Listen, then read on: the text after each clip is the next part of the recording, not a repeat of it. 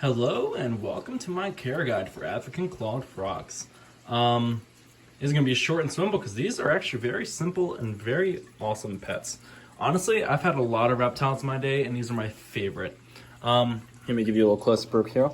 These are my two albino African clawed frogs. Yep, that's a tongue twister, but here they are. A lot of people in the hobby might say this water level is very low. I personally never had any problems with it. They seem to do fine. In fact, any higher, they actually have a risk of jumping out. But majority of tanks have screens, so it's never a problem. But yeah, these are really cool animals. They pretty much eat anything that you put in front of them. And a lot of people say when it comes to, honestly, just stick them in a tank with some warm water and a light and feed them on the daily, and honestly, no problems here. They pretty much eat anything. You can put anything that is alive in front of them, and they will eat it. Or not alive. Like, I feed them shrimp pellets. Whoops. I kind of spooked them. I feed them shrimp pellets, and they've been fine with me. I've had them for about 6 months.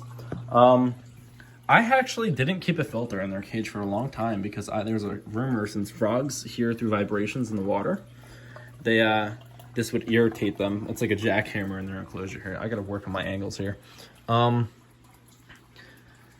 And I keep a bare bottom tank because they're voracious eaters. They will, like, anything you put in front of them, they just kind of shove in their mouths with those two front little hands there. And with pebbles and sand and stuff, it's going to get them in their stomach and impact them and give them all sorts of digestive issues. But yeah, honestly, they're just like, if you ever had a fish or anything like that, you got to do water changes with them. You got to condition their water. The height of how much water you want to give them is up to them, but they get pretty big. They get about, like, I'd say up to 5 to 6 inches big. So the tanks are obviously going to be better. I have them in a 20-gallon long right now. They will be moving on to this big tank here I've been using for a vivarium and germination bin. But as to sum it up for care, honestly, conditioned water, so get water conditioner. A lot of water comes with chloridamines and chlorine and heavy metals, so you want to condition the water so it's not harmful for them. You can get that at pretty much any aquarium store, any pet store. Condition the water, make sure it's warm and not in a freezing cold room. So if it is in a freezing cold room, you might need to get a water heater or under tank heating system. I use just a normal UVB light for reptiles, or you can use an aquarium light. You don't want them to get too harsh for them though. They are kind of an escape artist, but these are very hardy animals as well.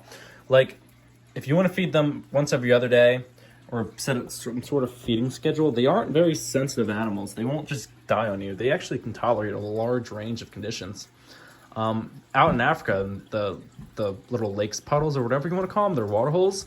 When they dry out, they go into like this little hibernation state where they cover themselves in mucus and they can hibernate until it fills up with water again when the watering hole dries out. So that's kind of cool.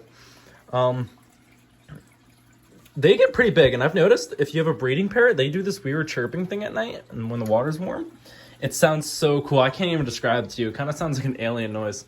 But other than that, thanks for watching my video. Leave a like, subscribe, all that jazz. Comment if you hate me, comment if you love me, comment period.